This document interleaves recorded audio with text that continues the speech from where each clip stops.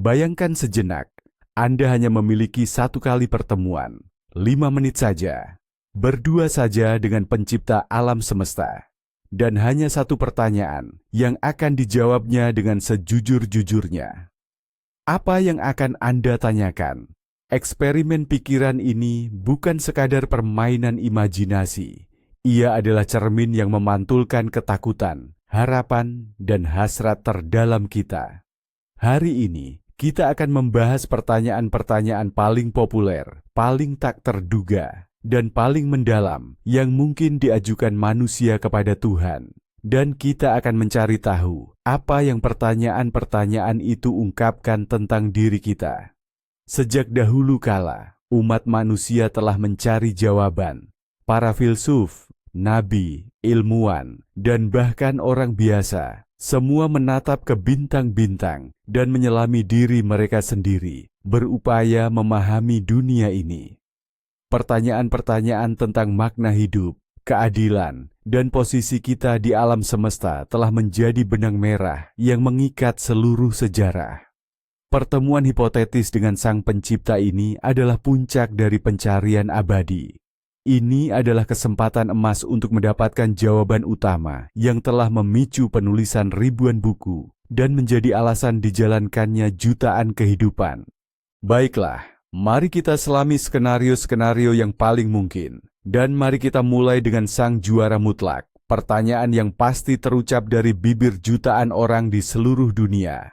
Pertanyaan itu terdengar sederhana dan lugas. Apa tujuan hidupku? Namun, di balik formulasi sederhana ini, tersembunyi samudera emosi yang luas. Ini bukan sekadar rasa ingin tahu tentang pekerjaan apa yang terbaik atau di kota mana harus tinggal. Sama sekali tidak. Ini adalah kebutuhan fundamental akan kebermaknaan. Ini adalah keinginan untuk mendengar bahwa kehadiranmu di dunia ini bukanlah suatu kebetulan. Bahwa dalam rencana kosmik yang agung, ada peranmu sendiri, yang unik dan tak tergantikan. Dengan mengajukan pertanyaan ini, kita pada dasarnya meminta petunjuk dari semesta tentang diri kita sendiri. Kita ingin mendapatkan konfirmasi dari tingkat tertinggi bahwa kita melakukan segalanya dengan benar, bahwa upaya kita, kemenangan kita, dan bahkan kesalahan kita, semuanya adalah bagian dari perjalanan besar yang bermakna. Ini seperti meminta spoiler utama untuk film tentang hidup kita sendiri, agar kita berhenti menebak-nebak, berhenti meragukan, dan akhirnya bertindak dengan keyakinan penuh. Dalam pertanyaan inilah terkandung harapan kita yang paling dalam, untuk mengetahui bahwa kita ada di sini bukan tanpa alasan. Sekarang, mari kita bahas kerabat dekatnya. Sebuah pertanyaan yang timbul bukan dari harapan, melainkan dari kecemasan. Bunyinya seperti ini. Apakah saya sudah memilih jalan yang tepat? Apakah Anda merasakan perbedaannya? Ini bukan lagi sekadar mencari arah. Ini adalah semacam peninjauan ulang terhadap hidup yang sudah kita jalani. Dalam pertanyaan ini, tersirat semua bagaimana jika dalam diri kita. Bagaimana jika dulu saya memilih universitas yang berbeda? Bagaimana jika saya tidak pindah ke kota ini? Bagaimana jika saya tetap bersama orang itu? Setiap keputusan besar kita adalah sebuah persimpangan jalan, di mana kita meninggalkan puluhan hidup yang tak pernah kita jalani. Dan pertanyaan ini adalah upaya untuk mencari tahu, apakah salah satu dari jalan-jalan yang tidak kita pilih itu mungkin akan membawa kebahagiaan yang lebih besar. Ini adalah jeritan kritikus batin kita yang tak pernah berhenti bersuara. Kita tidak hanya mencari jawaban, tapi juga pengampunan atas kemungkinan kesalahan yang telah kita buat. Kita mencari ketenangan agar kita bisa berhenti menoleh ke belakang dengan penyesalan. Pada dasarnya, ini adalah sebuah permintaan akan ketenangan jiwa. Sebuah permintaan agar kita bisa yakin bahwa semua yang telah terjadi itu tidak sia-sia. Bahwa pilihan yang sudah kita ambil, dengan segala suka dan dukanya, adalah pilihan yang paling tepat, satu-satunya yang benar bagi kita. Baik, mari kita alihkan fokus dari ranah pribadi ke cakupan yang lebih global. Mari kita tarik napas dalam-dalam, karena pertanyaan berikutnya adalah salah satu yang paling berat. Pertanyaan ini menggema sepanjang sejarah manusia. Mengapa ada begitu banyak penderitaan di dunia ini? Perhatikan bagaimana nadanya berubah. Ini bukan lagi tentang diri sendiri. Ini adalah seruan empati. Ini adalah rasa sakit yang dirasakan seseorang saat melihat ketidakadilan, perang, penyakit, dan kelaparan. Ini bukan sekadar latihan filosofis di kursi yang nyaman. Ini adalah pertanyaan yang lahir dari tangisan anak-anak, dari berita bencana, dari rasa tak berdaya menghadapi tragedi orang lain. Dengan mengajukannya, kita seolah menantang gagasan tentang pencipta yang baik dan maha kuasa. Kita pada dasarnya berkata, jika engkau ada dan engkau baik, lalu bagaimana engkau membiarkan semua ini terjadi? Ini adalah upaya untuk mendamaikan dua hal yang tampaknya tidak selaras. Kepercayaan pada keadilan ilahi dan realitas yang penuh rasa sakit. Seseorang yang mengajukan pertanyaan ini tidak mencari siapa yang harus disalahkan. Ia mencari makna. Ia ingin memahami, apakah di balik semua penderitaan ini ada rancangan yang lebih besar, ataukah kita hanya dibuang ke dalam kekacauan tragedi acak yang tak bermakna. Tak jauh berbeda, namun dengan sorotan yang lebih tajam, muncul pertanyaan tentang keadilan. Mengapa hal-hal buruk terjadi pada orang-orang baik? Ini bukan sekadar soal penderitaan biasa. Ini tentang goyahnya rasa keseimbangan batin kita. Sejak kecil kita terbiasa dengan logika sederhana. Bersikap baiklah, maka kebaikan akan datang padamu. Bekerja keraslah, maka kamu akan mendapat imbalan. Namun kenyataan hidup seringkali membantah formula yang nyaman ini. Kita melihat bagaimana orang-orang jujur kehilangan segalanya. Bagaimana jiwa-jiwa yang baik dan tulus menghadapi penyakit mengerikan. Sementara itu mereka yang berbohong dan menyakiti orang lain justru makmur. Pertanyaan ini adalah pemberontakan terhadap kekacauan kosmik. Ini adalah kerinduan terdalam kita akan adanya aturan di alam semesta, agar ada semacam hukum moral yang bekerja seandal hukum gravitasi.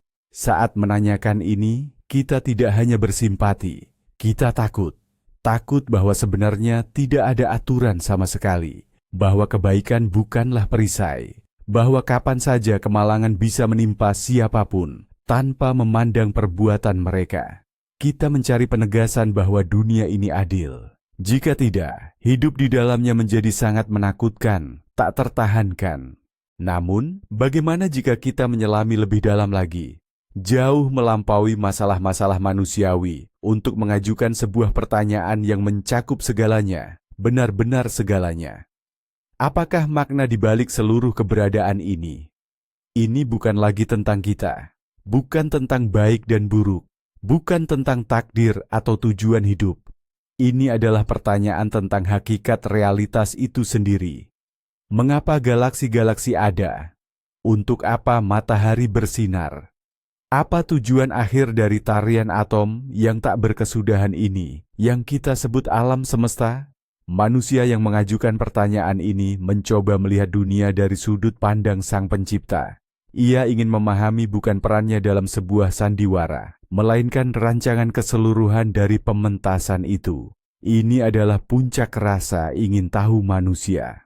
Sebuah keinginan untuk mengetahui, apakah di balik pertunjukan agung ini ada tujuan akhir, ataukah ini hanyalah sebuah proses tanpa awal dan akhir yang terus berlanjut tanpa henti. Ini adalah pertanyaan tentang apakah keberadaan kita, keberadaan kehidupan dan kesadaran merupakan titik akhir dari proses ini, ataukah kita hanyalah sebuah tahapan sementara menuju sesuatu yang tak terbayangkan.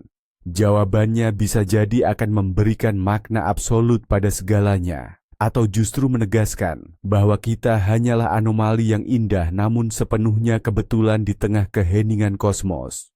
Tentu saja, kita tidak bisa mengabaikan rasa ingin tahu kosmik yang bersemayam dalam diri setiap dari kita. Pertanyaan klasik, apakah kita sendirian di alam semesta ini? Pertanyaan ini membangkitkan jiwa penjelajah dan pemimpi abadi dalam diri kita. Sejak manusia pertama mendongak ke langit malam, pertanyaan ini selalu menghantui pikiran kita. Miliaran bintang, miliaran galaksi, Mungkinkah semua pemandangan luar biasa ini diciptakan hanya untuk satu penonton saja? Mengajukan pertanyaan semacam ini kepada Tuhan adalah mencari jawaban pamungkas untuk misteri yang telah menggelitik pikiran para ilmuwan, penulis fiksi ilmiah, dan siapapun yang pernah menatap bintang. Ini lebih dari sekadar minat ilmiah. Di balik pertanyaan ini tersimpan harapan kita bahwa kita tidak sendirian dalam keberadaan, bahwa di suatu tempat di sana, di dunia-dunia yang jauh, ada bentuk kehidupan lain, peradaban lain yang mungkin mengajukan pertanyaan yang sama. Jawaban positif akan menganugerahi kita perasaan kebersamaan yang luar biasa dan membuka era baru bagi umat manusia. Dan jawaban negatif itu akan menyoroti keunikan dan tanggung jawab besar kita. Jawaban atas pertanyaan ini akan mengubah selamanya pemahaman kita tentang posisi kita di alam semesta. Ini adalah pertanyaan yang menggelisahkan setiap individu, terlepas dari keyakinan, usia, maupun pandangan hidup mereka. Pertanyaan ini menyangkut misteri terbesar yang kita semua hadapi. Apa yang terjadi setelah kematian? Pertanyaan ini lahir dari ketakutan manusia yang paling mendalam, ketakutan akan ketiadaan, ketakutan akan hal yang tidak diketahui. Kita bisa saja merangkai berbagai teori, percaya pada surga atau reinkarnasi, atau bahkan beranggapan bahwa tidak ada apa-apa setelah kematian.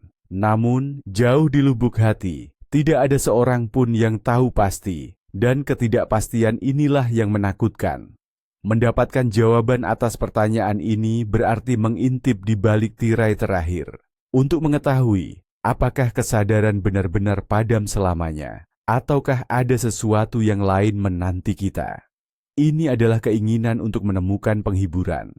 Meyakini bahwa akhir perjalanan di dunia ini bukanlah sebuah titik, melainkan koma atau elipsis. Bagi seorang yang beriman, ini adalah kesempatan untuk mengukuhkan keyakinannya. Bagi seorang ateis, untuk mendapatkan bukti atau sanggahan atas pandangannya. Namun bagi semua orang tanpa kecuali, ini adalah kesempatan untuk terbebas dari horor eksistensial utama. Jawaban atas pertanyaan ini bisa sepenuhnya mengubah cara kita menjalani hidup kita di sini dan saat ini. Banyak dari kita mungkin mendambakan sebuah kepastian yang lebih nyata, sesuatu yang benar-benar bisa menenangkan hati. Ini memang terkait dengan pemikiran tentang kehidupan setelah kematian, tapi fokusnya bukan pada keberadaan itu sendiri secara umum, melainkan pada cinta dan hubungan yang kita miliki. Pertanyaannya adalah, akankah kita bertemu lagi dengan orang-orang yang kita cintai di sana? Rasakanlah betapa pribadi dan mendalamnya pertanyaan ini. Ini bukan tentang hukum alam semesta atau penghakiman ilahi. Ini tentang ibu, tentang kakek, tentang sahabat terbaik, atau orang tercinta yang kini telah tiada di sisi kita. Pertanyaan ini lahir dari rasa sakit kehilangan, namun juga dari harapan yang terang untuk bisa bersatu kembali. Ini adalah pertanyaan tentang apakah ikatan-ikatan kita di dunia ini, cinta dan kasih sayang yang kita rasakan, adalah sesuatu yang abadi, ataukah semuanya akan terputus begitu saja bersama napas terakhir? Kita ingin tahu bahwa ikatan-ikatan yang telah membuat hidup kita begitu berarti tidak akan hilang begitu saja tanpa jejak. Bahwa tawa, pelukan, dan percakapan dari hati ke hati bukanlah sekadar kenangan masa lalu, melainkan sesuatu yang bisa kita alami dan nikmati lagi. Inilah mungkin pertanyaan yang paling menyentuh kemanusiaan kita. Di dalamnya tidak ada egoisme atau sekadar dahaga akan pengetahuan. Di sana hanya ada cinta dan harapan bahwa orang-orang terpenting bagi kita tidak pergi selamanya, melainkan hanya menunggu kita di suatu tempat di depan sana. Sekarang mari kita geser fokus dari urusan hati, mari kita beralih ke ranah akal, ke dunia sains dan misteri-misteri terbesar yang menggelitik imajinasi kita. Bayangkan sebuah pertanyaan yang mungkin diajukan oleh seorang ilmuwan atau filsuf. Misteri terbesar alam semesta apa yang tidak akan pernah, dalam kondisi apapun, bisa dipecahkan oleh umat manusia? Ini adalah pertanyaan yang luar biasa cerdik dan sangat mendalam. Orang yang mengajukannya tidak mencari jawaban instan atau solusi siap pakai. Sebaliknya, ia ingin kita menunjukkan batas-batas pengetahuan kita. Seolah ia berujar, "Saya tahu kita punya keterbatasan, maka tunjukkan padaku dinding yang tak akan pernah bisa kita tembus." Kita mati-matian berusaha memahami sifat materi gelap. Kita mencoba mengintip di balik cakrawala peristiwa lubang hitam. Kita berspekulasi tentang apa yang ada sebelum dentuman besar. Pertanyaan semacam ini memungkinkan kita mengetahui pintu mana dari semua misteri itu yang terkunci rapat untuk selamanya. Ini adalah pertanyaan dari akal budi yang haus ilmu, yang menghargai waktu dan sumber daya umat manusia. Sebab, mengetahui apa yang tidak akan pernah kita ketahui, itu juga merupakan pengetahuan besar. Pengetahuan ini bisa mengarahkan seluruh perjalanan sains kita ke arah yang sama sekali berbeda. Bisa jadi pertanyaannya bukan tentang pengetahuan masa depan, melainkan tentang apa yang tersembunyi di masa lalu. Tentang momen-momen dalam sejarah yang diselimuti kabut dugaan dan perdebatan. Apa sebenarnya yang terjadi pada setiap titik krusial dalam sejarah? Coba bayangkan saja, satu jawaban, dan kita akan tahu pasti siapa yang membangun piramida Mesir. Apa yang sebenarnya terjadi pada peradaban Maya? Apakah Raja Arthur benar-benar ada? Apa yang menimpa tim Dyatlov Pass pada malam itu? Atau, jika kita melihat dalam skala yang lebih global, apa pemicu sejati yang memicu dimulainya Perang Dunia Pertama? Setiap jawaban itu bisa menulis ulang ribuan buku sejarah, melenyapkan mitos-mitos berusia ratusan tahun, atau sebaliknya menguatkan legenda-legenda paling berani. Ini adalah pertanyaan yang bisa memuaskan dahaga sejarah. Keinginan untuk memisahkan kebenaran dari fiksi, fakta dari propaganda. Orang yang mengajukan pertanyaan ini mencari kebenaran objektif, yang mustahil didapatkan dari sumber-sumber manusia, karena sifatnya yang selalu subjektif. Ini adalah upaya untuk melihat masa lalu bukan melalui kaca buram interpretasi, melainkan melihatnya sebagaimana adanya. Satu jawaban itu akan mengubah pemahaman kita tentang bagaimana kita sampai pada hari ini. Tak terelakkan, dalam pembahasan kita pasti muncul juga pertanyaan tentang agama. Topik ini telah menjadi pemicu perdebatan sengit, peperangan, dan juga inspirasi bagi karya seni yang tak terhitung jumlahnya. Pertanyaan, agama manakah yang benar? Pertanyaan ini adalah sebuah jeritan hati dari seseorang yang jenuh dengan ketidakpastian. Di dunia ini, terdapat ribuan kepercayaan, aliran, dan praktik spiritual yang berbeda-beda. Masing-masing mengklaim bahwa merekalah yang memiliki jalan paling benar menuju kebenaran, keselamatan, atau pencerahan. Bagi seseorang yang sedang dalam pencarian spiritual, pilihan ini bisa sangat menyiksa. Mengajukan pertanyaan semacam ini kepada Tuhan adalah sebuah upaya untuk memperoleh jawaban yang final, mengakhiri semua perdebatan, menemukan pijakan yang kokoh, dan memahami teks-teks suci, ritual, serta perintah siapa yang benar-benar mencerminkan kehendak ilahi. Ini adalah hasrat untuk mendapatkan panduan bertindak yang jelas dan tak terbantahkan. Untuk berhenti meragu dan akhirnya mengabdikan diri pada satu tradisi spiritual yang dijamin kebenarannya. Jawaban atas pertanyaan ini bisa menyatukan umat manusia di bawah satu panji. Atau sebaliknya, menghancurkan fondasi peradaban yang dibangun di atas dasar keyakinan. Nah, ini mungkin terdengar agak egois, tapi sejujurnya ini pilihan yang sangat jujur dan mudah dipahami. Mari kita akui, banyak dari kita pasti memikirkan hal ini. Bagaimana saya bisa benar-benar bahagia? Perhatikan, bukan hanya sekadar bahagia, tapi benar-benar bahagia seutuhnya. Pertanyaan ini bukan tentang takdir atau tujuan hidup yang berlaku untuk semua orang. Ini sangat spesifik dan berfokus pada kesejahteraan pribadi, dan tidak ada yang salah dengan hal itu. Bagaimanapun juga, keinginan untuk bahagia adalah pendorong utama di balik semua tindakan kita. Ketika kita mengajukan pertanyaan ini, kita bukan mencari kebenaran filosofis yang rumit, melainkan sebuah formula pribadi, sebuah resep rahasia yang dijamin berhasil. Apa yang perlu saya ubah? Apa yang harus saya lepaskan? Apa yang harus saya kejar agar bisa mencapai kondisi harmoni, sukacita, dan kepuasan itu? Ini ibarat meminta cheat code kepada pembuat game untuk menyelesaikan misi utama. Kita sudah lelah dengan metode coba-coba. Kita ingin jalan pintas. Pertanyaan ini menunjukkan kerentanan kita sebagai manusia dan keinginan yang sederhana namun paling kuat, yaitu hanya ingin bahagia tanpa syarat atau kerumitan. Mari kita sedikit tambahkan sentuhan humor dan pragmatisme, karena jujur saja, di saat stres atau keputusasaan, pikiran kita bisa saja melontarkan hal-hal seperti ini. Berapa nomor keberuntungan di lotre berikutnya? Jangan buru-buru menghakimi. Sekilas, ini mungkin terdengar seperti pertanyaan yang paling duniawi dan bermateri. Tapi mari kita coba lihat lebih dalam. Apa sebenarnya yang melatar belakangi pertanyaan ini? Di baliknya ada kelelahan yang luar biasa. Kelelahan karena terbelit utang, kekurangan uang, dan perjuangan tiada henti untuk bertahan hidup. Orang yang mengajukan pertanyaan ini belum tentu serakah. Bisa jadi, ia hanya sudah sampai di batas kesabarannya. Baginya, uang bukanlah kemewahan, melainkan kebebasan.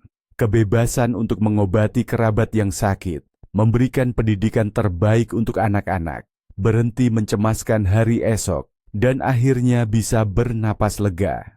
Ini adalah upaya untuk menyelesaikan semua masalah duniawi dan materi mereka sekaligus, agar ada ruang untuk hal-hal yang lebih besar. Ini adalah seruan minta tolong, yang terbungkus dalam bentuk yang paling sederhana dan mudah dipahami. Ini adalah keinginan untuk mendapatkan tongkat ajaib, agar bisa memperbaiki segala sesuatu yang terasa rusak dalam hidupnya seketika. Sekarang, mari kita angkat isu yang lebih besar dan menatap masa depan. Bukan masa depan pribadi, melainkan masa depan bersama. Pertanyaannya adalah, apa yang menanti umat manusia dalam 100 tahun ke depan? Pertanyaan ini mencerminkan kekhawatiran yang mendalam dan rasa tanggung jawab terhadap generasi mendatang. Kita hidup di era perubahan yang begitu cepat, ancaman lingkungan, serta terobosan teknologi yang berpotensi menyelamatkan sekaligus menghancurkan kita, dan merupakan keinginan alami kita untuk mengetahui kemana arah kapal kita berlayar. Akankah kita berhasil mengatasi perubahan iklim? Apakah kecerdasan buatan akan menjadi penolong atau justru penghancur kita? Apakah perang baru atau era kemakmuran universal yang menanti kita? Dengan mengajukan pertanyaan ini, kita ingin mendapatkan sebuah peta jalan untuk mengetahui bahaya apa yang harus dihindari dan peluang apa yang tidak boleh dilewatkan. Ini adalah pertanyaan yang tidak hanya bisa diajukan oleh seorang individu, melainkan oleh perwakilan dari spesies kita sendiri. Hal ini menunjukkan bahwa kita mampu berpikir tidak hanya tentang diri sendiri, tetapi juga tentang takdir kita bersama. Jawaban atas pertanyaan ini akan menjadi ramalan terpenting dalam sejarah yang dapat mengarahkan upaya seluruh umat manusia ke jalur yang satu dan benar. Ada pula pertanyaan-pertanyaan yang menyimpan keputusasaan sunyi. Pertanyaan-pertanyaan yang dibisikkan saat semua harapan lain telah pudar. Apakah ada harapan kesembuhan bagi saya atau orang yang saya cintai? Pertanyaan ini muncul di lorong-lorong rumah sakit, di malam-malam tanpa tidur yang dihabiskan di sisi ranjang anak atau orang tua yang sakit. Ketika dokter sudah angkat tangan, saat pengobatan medis sudah tak berdaya, keyakinan akan mukjizat menjadi satu-satunya tempat berharap. Di sini tak ada tempat untuk filosofi atau masalah-masalah global. Semuanya mengerucut pada satu titik, hidup dan kesehatan orang terkasih. Ini bukan permohonan penjelasan tentang hukum alam semesta, melainkan doa agar hukum itu dikesampingkan. Setidaknya, sekali saja, untuk satu individu. Dalam pertanyaan inilah, terpancar seluruh kerapuhan kita di hadapan penyakit dan kematian. Ini adalah pengakuan atas ketidakberdayaan diri, sekaligus seruan kepada kekuatan yang lebih besar dari kita. Orang yang mengajukan pertanyaan itu tidak mencari jawaban atau penjelasan. Ia mencari harapan. Ia ingin mendengar satu kata saja yang bisa mengubah segalanya. Ya. Sekarang, mari kita selami ranah yang lebih abstrak dan filosofis. Sebuah pertanyaan yang mengguncang konsep awal mula itu sendiri. Apa yang ada sebelum dentuman besar? Sains mengatakan kepada kita bahwa itu adalah titik singularitas, di mana hukum fisika kita dan bahkan konsep waktu itu sendiri tidak berlaku. Menanyakan apa yang ada sebelum waktu adalah pertanyaan yang tidak masuk akal. Namun, kesadaran kita menolak untuk menerima penjelasan ini. Kita terbiasa bahwa segala sesuatu memiliki sebab, sesuatu yang mendahuluinya. Mengajukan pertanyaan ini berarti mencoba mengintip melampaui batas alam semesta kita, melampaui keberadaan itu sendiri sebagaimana yang kita kenal. Ini bukan sekadar rasa ingin tahu biasa. Ini adalah upaya untuk memahami apakah dunia kita muncul dari ketiadaan mutlak, ataukah ia merupakan bagian dari siklus kelahiran dan kematian alam semesta yang tak berujung. Ini adalah pertanyaan tentang sumber paling fundamental dari segalanya.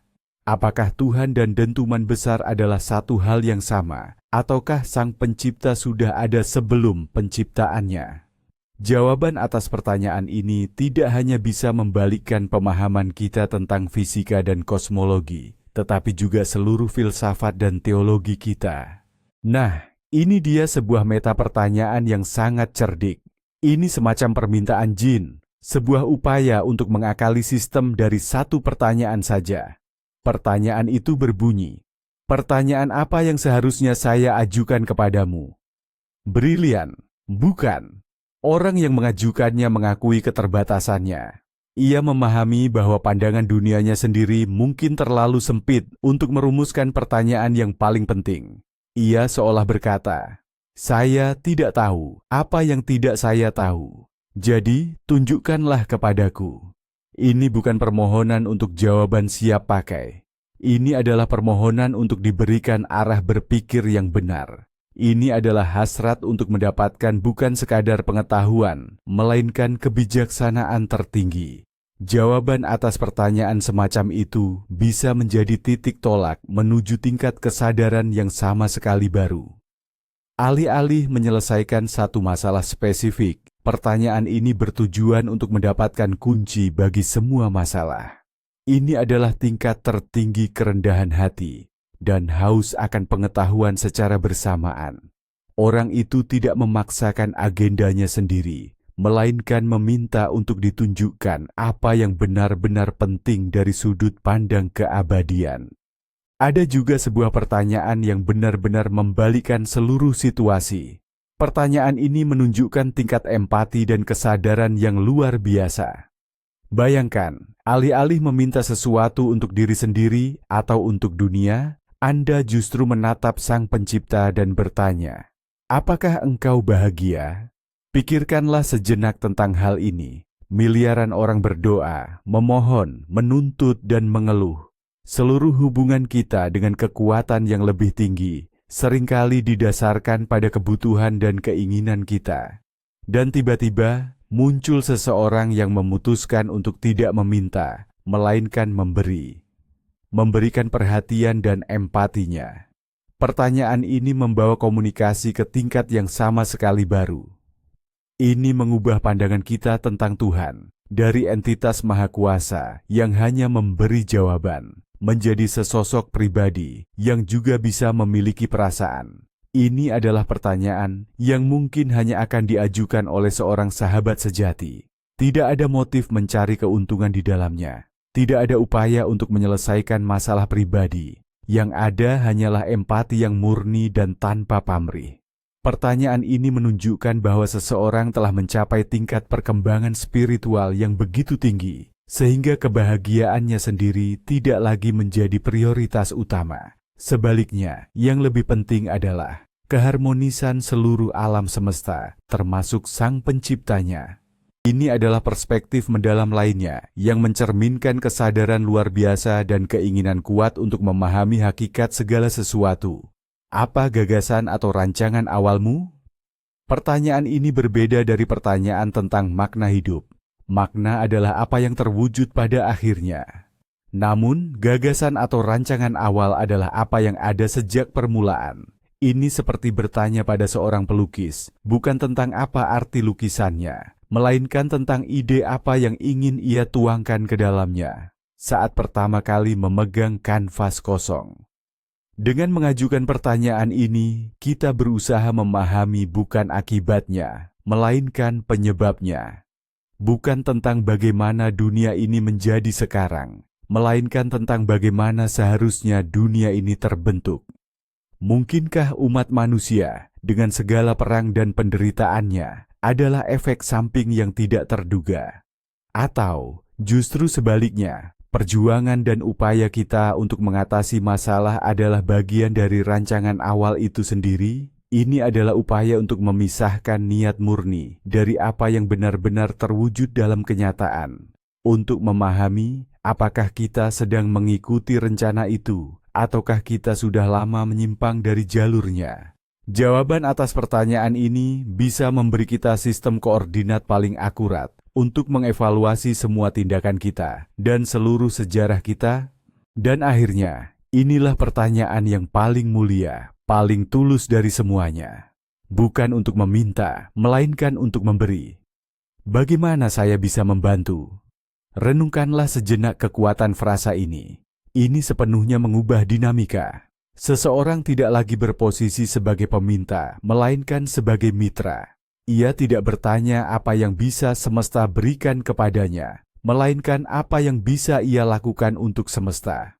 Pertanyaan ini menyiratkan bahwa Sang Pencipta memiliki rencana, ada tugas besar yang perlu diselesaikan, dan seseorang alih-alih hanya berfokus pada masalah-masalah pribadinya, siap menjadi instrumen di tangan kekuatan yang lebih tinggi untuk mencapai tujuan yang lebih agung. Inilah puncak pengabdian. Ketiadaan ego yang sempurna. Dengan mengajukan pertanyaan ini, seseorang menyatakan, keinginan pribadi saya tidak lagi menjadi prioritas. Yang terpenting adalah rencana besar. Tunjukkan peran saya di dalamnya, sekecil apapun itu, dan saya akan melaksanakannya. Ini bukan tentang bagaimana menerima, melainkan tentang bagaimana memberi. Dan mungkin, disinilah terletak jawaban untuk semua pertanyaan lainnya. Namun, bagaimana jika titik balik utama dari semua ini bukanlah pada jawaban yang akan Anda dapatkan, melainkan justru pada pertanyaan yang Anda pilih? Coba renungkan sejenak. Pertanyaan tentang penderitaan menunjukkan belas kasih Anda. Pertanyaan tentang makna alam semesta mengungkapkan rasa ingin tahu Anda. Pertanyaan tentang lotre mencerminkan kejenuhan Anda terhadap masalah sehari-hari. Sementara pertanyaan tentang tujuan hidup adalah cerminan pencarian jati diri Anda. Setiap pilihan pertanyaan itu adalah sebuah potret jujur dari jiwa Anda. Ia mengungkapkan apa yang paling penting bagi Anda di fase kehidupan saat ini. Tindakan memilih pertanyaan itu sendiri adalah pencerahan terbesar. Bisa jadi, Tuhan sudah mengetahui semua jawabannya. Namun, Anda perlu mengajukan pertanyaan itu, agar Anda sendiri yang memahami siapa diri Anda sebenarnya. Dalam pertemuan ini, jawaban terpenting yang Anda berikan bukanlah kepada Tuhan, melainkan kepada diri Anda sendiri. Jadi, eksperimen pemikiran ini merupakan alat yang sangat ampuh untuk penemuan diri. Ia mendorong kita untuk menyingkirkan segala sesuatu yang tidak esensial dan berfokus pada hal-hal yang paling substansial. Kebijaksanaan sejati bukanlah tentang mendapatkan semua jawaban, melainkan tentang kemampuan untuk mengajukan pertanyaan yang tepat. Terima kasih banyak sudah menonton video ini sampai habis. Jika video ini telah menginspirasi Anda untuk merenung, jangan lupa tekan tombol like dan berlangganan channel ini, agar tidak ketinggalan renungan-renungan baru lainnya. Dan kini, yang paling utama, tuliskan di kolom komentar satu-satunya pertanyaan apa yang akan Anda ajukan. Saya sangat penasaran dengan pilihan-pilihan Anda.